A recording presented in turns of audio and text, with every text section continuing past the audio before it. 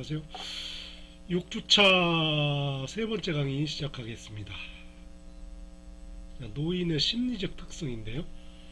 노년기 성격 적응 유형, 노년기 심리적 특성의 교육적 의미, 심리적 노화의 전제, 노년기 발달 단계 등 이렇게 네 챕터로 만들었습니다.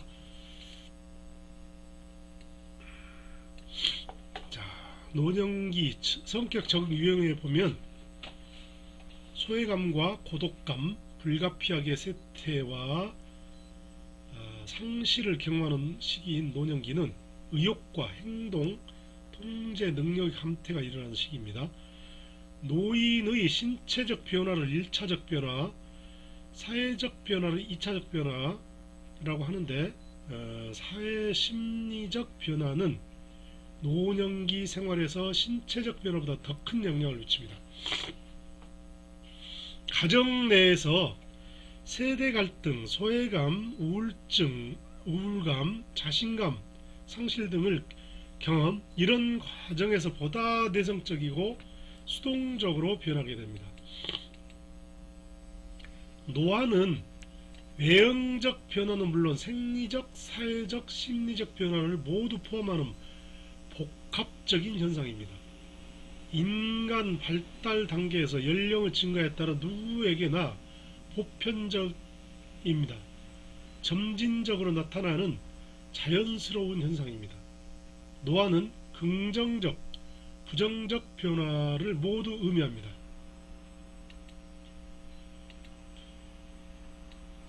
경직성과 폐쇄성을 볼 수가 있는데요. 기존의 습득한 지식과 경험에 따라 예전의 낡은 지식 구조에 대한 집착을 가지기 쉽습니다.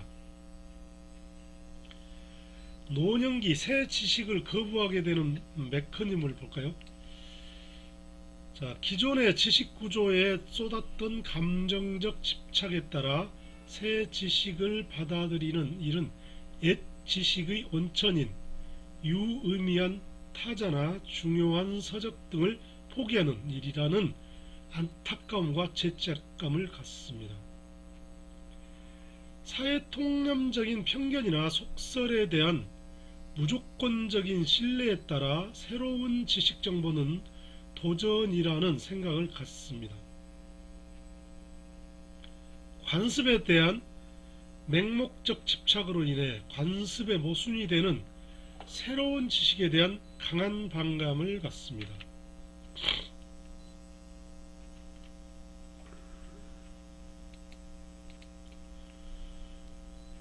노년기의 의존성. 노년기에는 신체적 기능의 감퇴나 개인의 인지적, 경제적 능력 등의 쇠퇴를 보상하고 남아있는 능력을 유지 또는 보완하기 위한 방법으로 다양한 형태의 의존성을 나타냅니다. 신체적 의존성으로 보면 노화나 그에 따른 질병으로 인해 신체적 독립성이 제한됨으로써 나타납니다. 사회심리적 의존성을 보면 노인이 살고 있는 장소와 접촉하고 있는 사람들과의 관계적 의존성, 즉 대인관계 의존성, 정서적 의존성을 볼 수 있습니다. 인지적 의존성은 사회심리적 의존성과 관계가 깊으며 노화에 따른 자연스러운 인지 기능의 감퇴로 인해 나타나는 의존성입니다. 경제적 의존성은 생산적 노동자로서의 역할 상실로부터 초래, 즉 물질적 소득을 포함한 경제 활동이 제한됨으로써 나타나는 의존성입니다.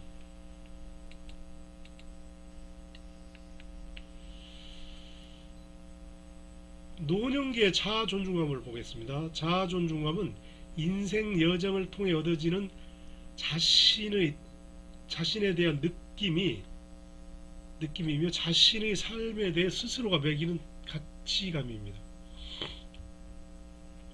신체적, 경제적, 사회적 역할 상실은 노년기 자아존중감에 영향을 미칩니다. 자아존중감의 낮아짐으로 인해 노년기 우울감과 같은 심각한 정신 문제 이야기가 됩니다.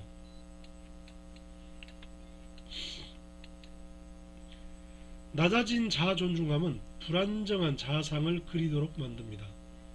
불안, 불면증, 두통, 욕구불만 등을 유발합니다. 노인의 건강상태와 사회적 활동 수준이 자아 존중감에 미칩니다. 노년기 자아 존중감은 성인 자녀의 영향을 많이 받습니다. 노인 후기에는 타인과의 상호작용의 빈번한 정도, 상호작용의 질에 만족한 정도 등에 따라 영향을 받습니다. 노년기의 고독감이 노인의 자아 존중감을 낮출 수 있습니다.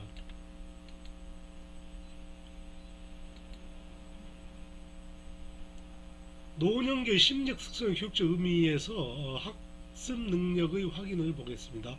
노화에 따른 지능의 쇠퇴량이 새로운 학습에 지장을 줄 정도가 아니라는 사실은 노인도 새로운 것을 학습할 수 있음을 시사해 주는 것입니다.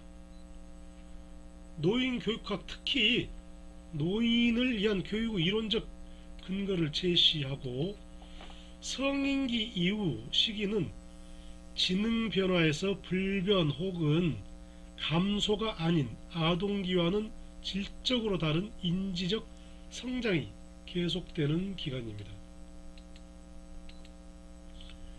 이러한 성장은 대체로 축적된 삶의 경험에 기초하기 때문에 학습과 전문성의 경험을 활용하는 능력이 성인과 노인 교육에서 중요한 관심사가 됩니다.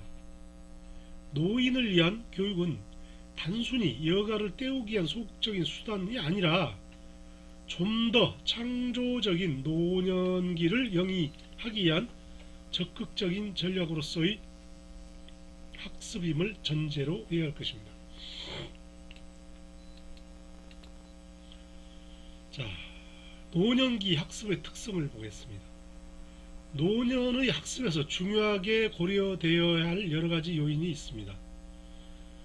노인 학습자는 젊은 사람에 비해 과제의 성격이나 환경에 더욱 민감하게 반응하며 심리적이고 비인지적인 요인에 의해 크게 영향을 받는다는 사실에 유의, 노인 학습자를 대상으로 하는 효과적인 학습 과제와 전략, 매체와 교재 개발이 필요합니다.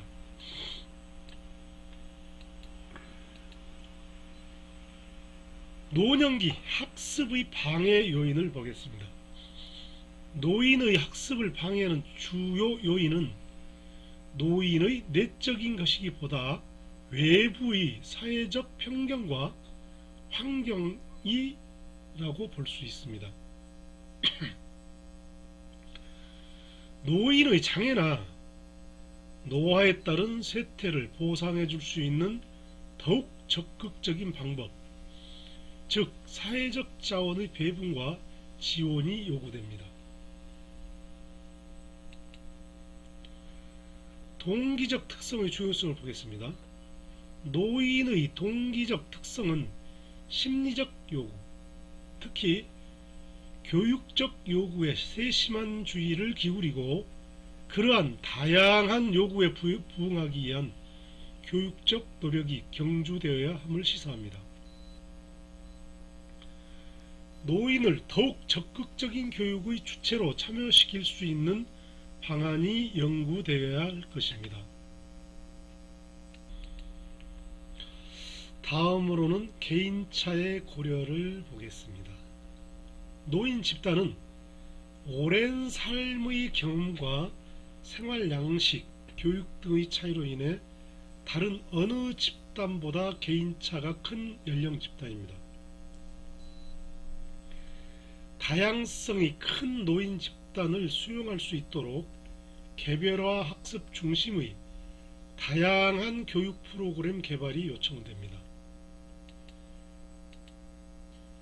자, 심리적 노화의 전제를 보겠습니다.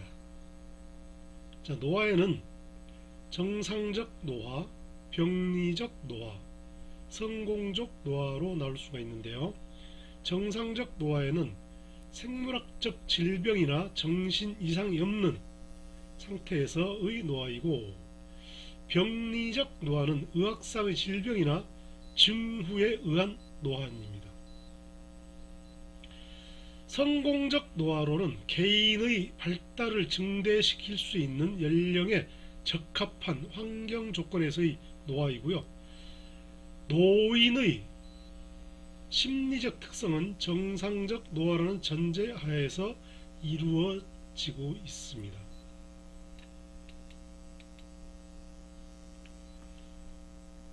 그 외의 전제들을 보겠습니다. 개인차에서 노인의 진행 속도와 과정에는 개인에 따라 차이와 다양성이 존재합니다.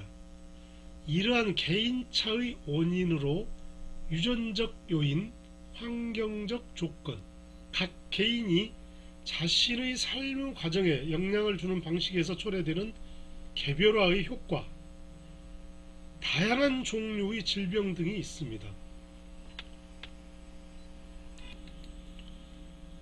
심리적 노화는 일반적인 상황으로 개개인에 따라서는 다르게 나타날 수가 있습니다.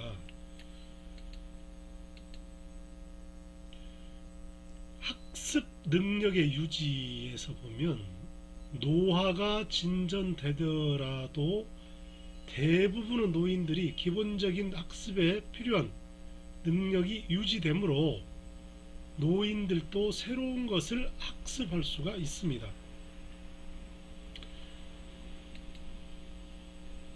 잠재력과 수행을 보겠습니다.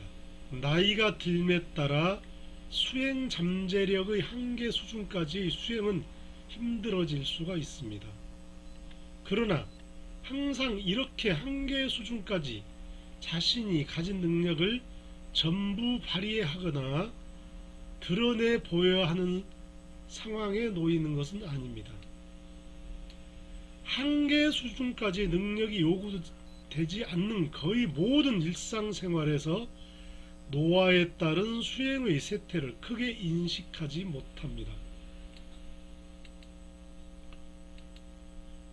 경험의 중요성. 한 분야에서 오랫동안의 경험으로 축적된 노인의 지식과 기술은 노화에 따른 인지 기능의 쇠퇴를 상쇄시키기에 충분합니다. 학습이나 수행에서 인지 능력만이 중요한 것은 아닙니다. 경험을 통해 축적된 지식과 기술 등이 더 중요하게 작용합니다. 신속한 정보 처리 능력 등은 뒤떨어지더라도 경험에 의한 통찰력이나 노하우가 그것을 보상하고도 남습니다.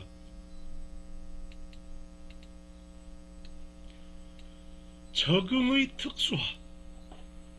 노화의 진행에 따라 능력은 득과 실 사이의 균형이 깨져 손실이 상대적으로 증가합니다. 모든 발달적 변화는 적응적 특수화의 과정입니다. 그 특수화로 인하여 어떤 적응적 능력에서는 긍정적인 변화를 수반하는 발달 과정은 한 영역에서의 새로운 능력의 발달과 동시에 잠재적인 다른 분야에서의 상실을 포함하게 됩니다.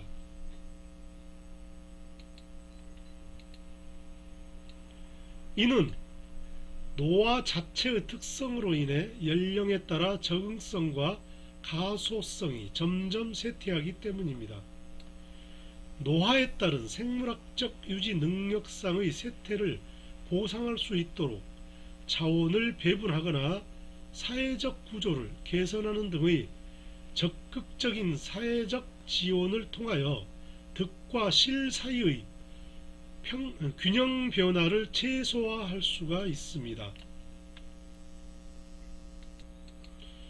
자아 유지.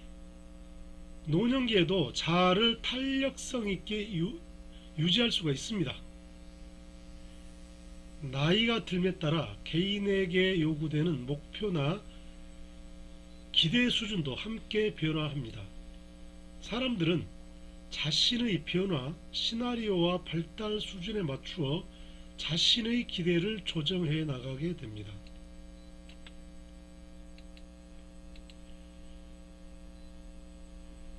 자, 지능에 관한 다양한 견해를 보겠습니다. 카텔과 혼의 견해를 볼까요? 카텔과 혼은 성인의 지능과 관련해 유동성 지능과 결정성 지능으로 설명하고 있습니다. 유동성 지능은 새로운 지식과 정보를 배우고 암기하는 데 필요한 지능으로 성인 전기부터 쇠퇴하기 시작하여 결정성 지능, 후천적인 경험과 훈련, 학습과 문화 등에 의해 습득되는 지능으로 성인기 이후에도 계속 상승합니다. 그게 바로 결정성 지능이죠. 어휘, 일반 상식, 언어 이해 능력, 논리적 의미관계 추론, 판단력 등입니다. 자, 표로 한번 보시겠습니다.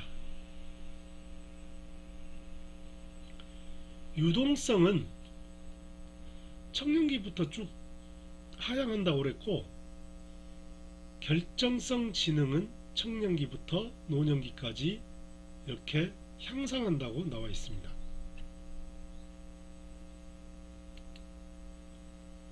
데니의 견해를 보겠습니다. 데니는 연령 변화에 대한 정신 능력 변화의 기본 패턴은 약 20에서 30세까지는 증가했다가 단계적으로 감퇴한다고 하였습니다. 훈련하지 않은 능력과 최대한 훈련된 능력 간에는 반드시 차이가 있습니다. 최대한 훈련된 능력에 대한 곡선은 특정 연령의 개인이 발휘할 수 있는 능력의 상한선입니다. 도달할 수 있는 최대점이나 훈련하지 않은 능력의 최소점과 같은 측면에서 개인차가 존재합니다.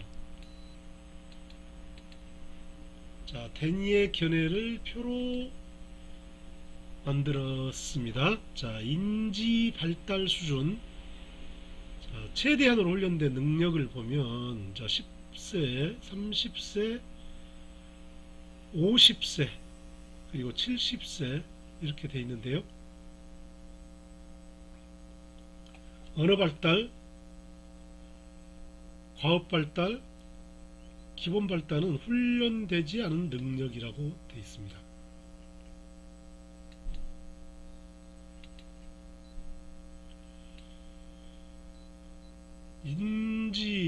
연령 변화와 지적 능력 상관성, 연령과 인지 능력의 변화. 표 쭉 한번 살펴보시고요.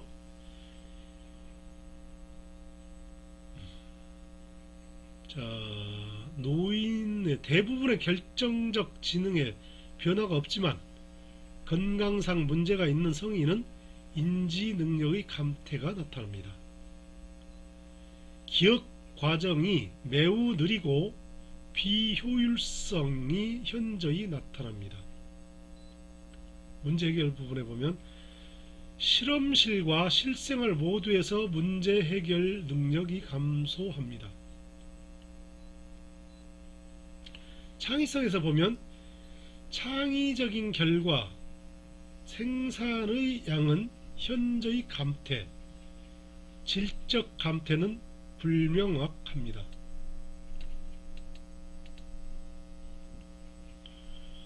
노년기 발달 단계를 보겠습니다.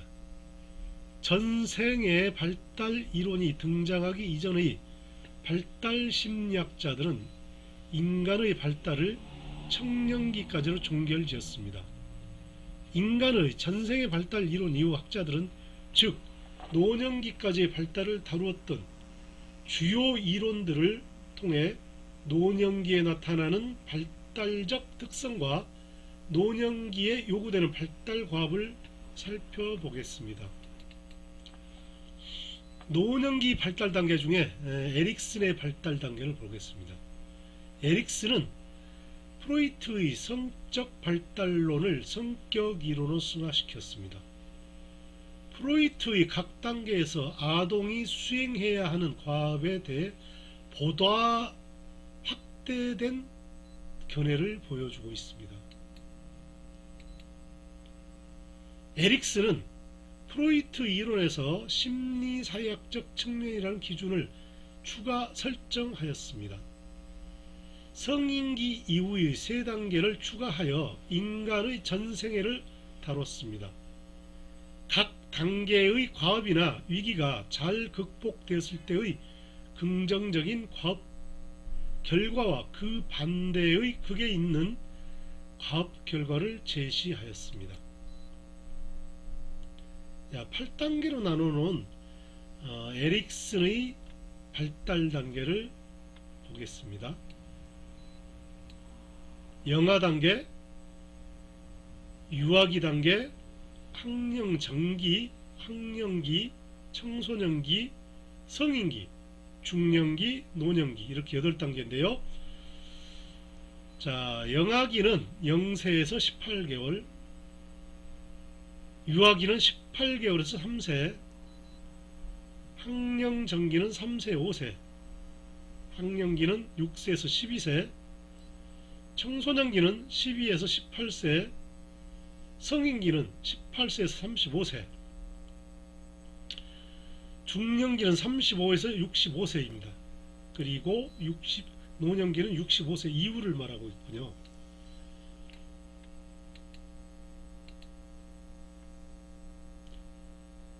에릭슨은 중년기에는 외적인 적응에 몰두하기보다 성숙과 지혜를 갖기 위한 내적인 투쟁이 나타난다고 하였습니다.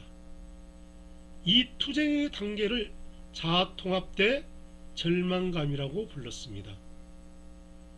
에릭슨은 인간 발달의 최종 목표를 자아통합을 이루는 것으로 강조하였습니다.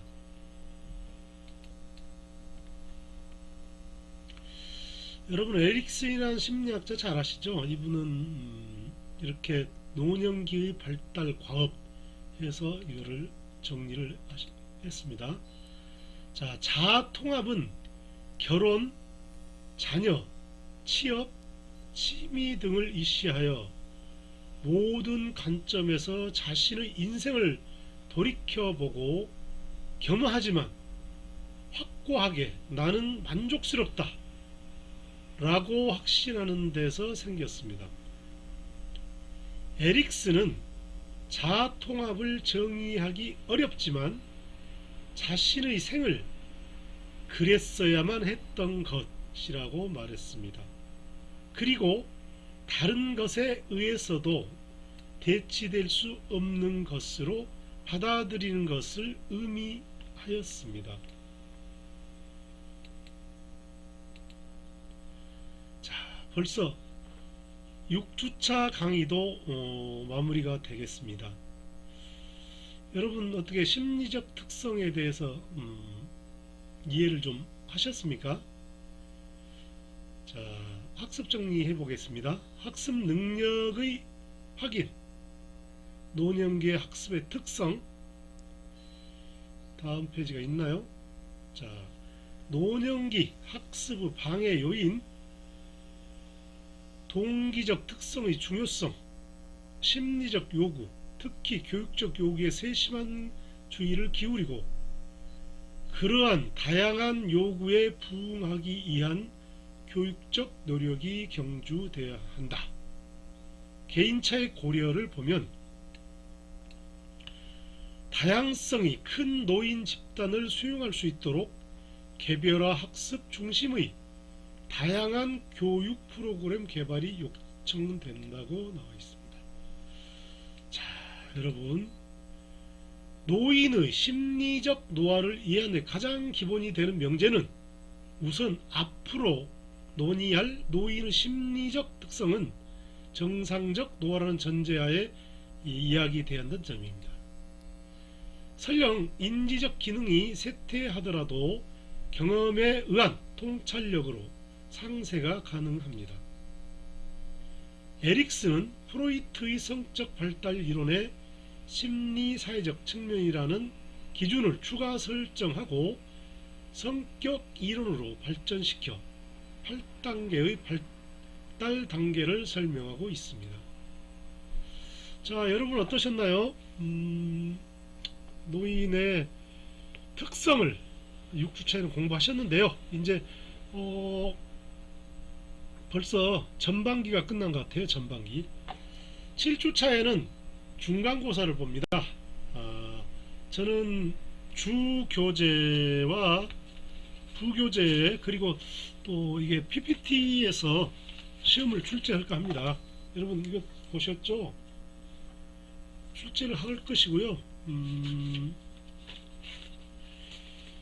일단 60점 이상을 맞으셔야 되고 기말고사에도 60점 이상 맞아야 되지만, 그리고 과제가 어려우신가요? 과제도 차근차근 천천히 하십시오.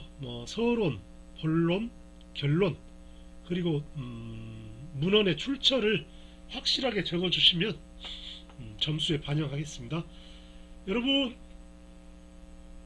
8주차에 보겠습니다. 안녕히 계십시오.